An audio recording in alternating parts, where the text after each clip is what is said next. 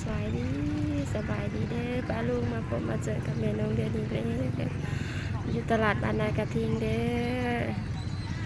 มาพบมาเจอกับแม่น้องเดือนแต่เช้าๆฝากเป็นกำลังใจให้แม่น้องเดือนหน่อยเด้อ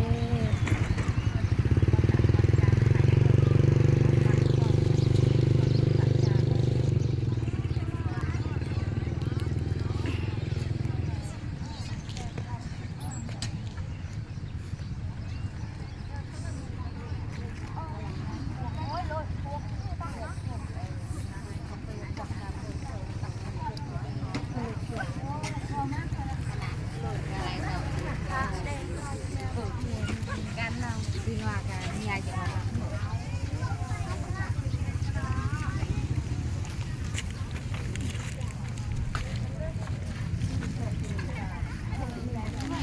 บอกบ้าน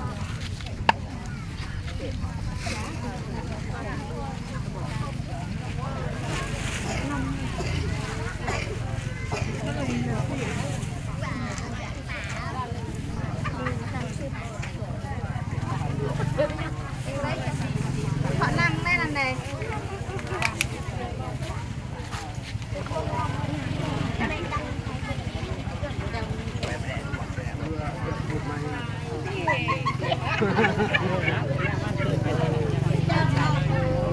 lại cái này nha kìa ơi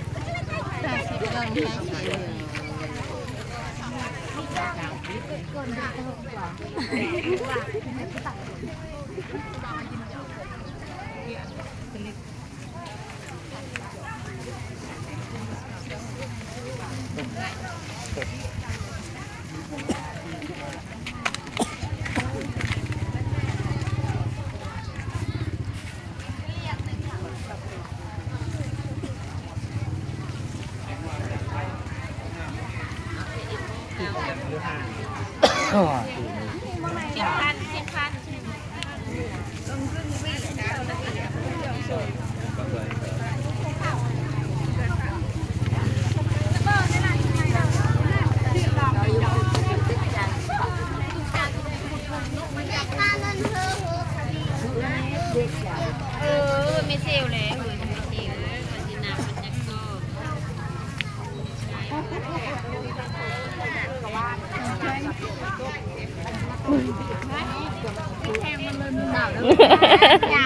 cái chân nghe kia cái thôi mình theo cái tón cái lại rồi mình thích chứ đi phía đây phải chân như trà mà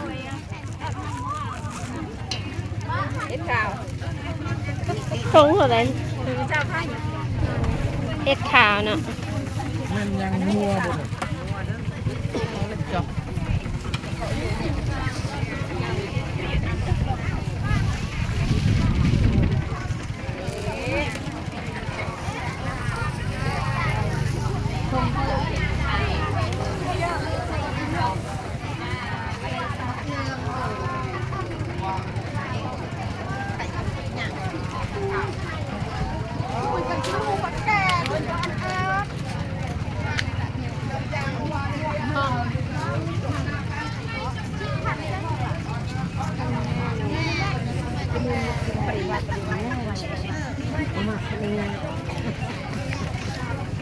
มันกระทั่งหมดแผลมันกระทั่งมัน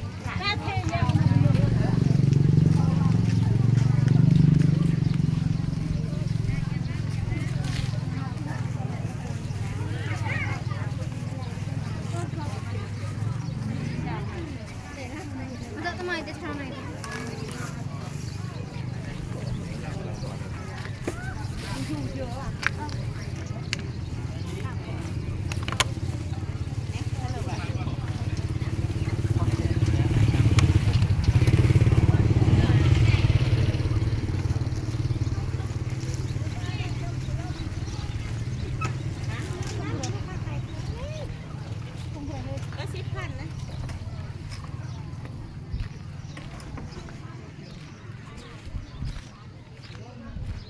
มาข้างนอกแล้วทุกคนมันลายนะตลาดแบนไป1 เดือน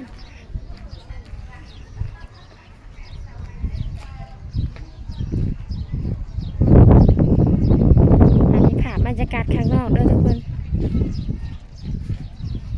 เขาไม่ตลาดใหญ่ขายเสื้อผ้าหนาแพร่ลายอยู่ได้กว้างอยู่ได้ตลาดบ้านในโรงเรียนนี่ก็ได้บ้านนากระทิงเด้อปลาลุงบ้านแม่น้องเดือนเองอันนี้บ้านนากระทิงบ้านเมืองอาจสะพรแข้งสวรรค์เขต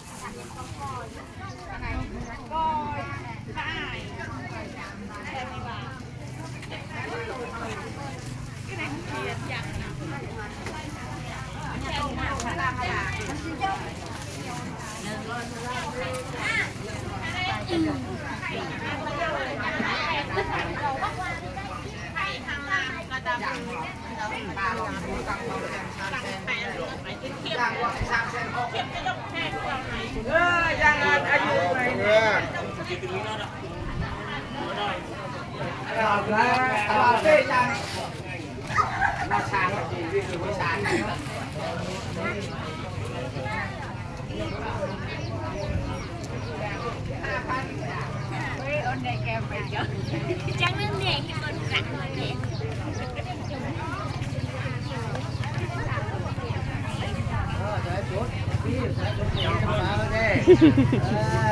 ขายดีๆมันหมานดูขายดีๆมันหมานร่ำรวย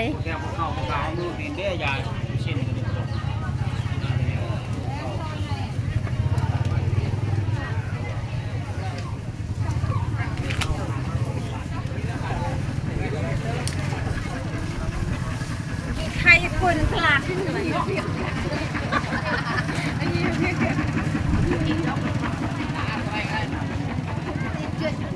ยังไม่จูเต้น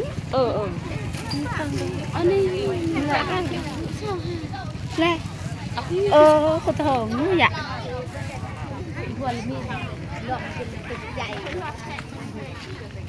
เอาปลาหนอ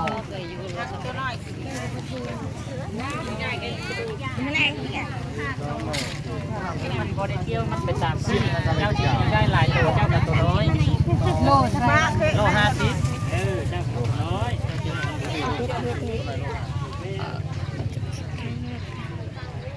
สบายดีออกบรรยากาศมาทางนอกแล้วสบายดีเด้อ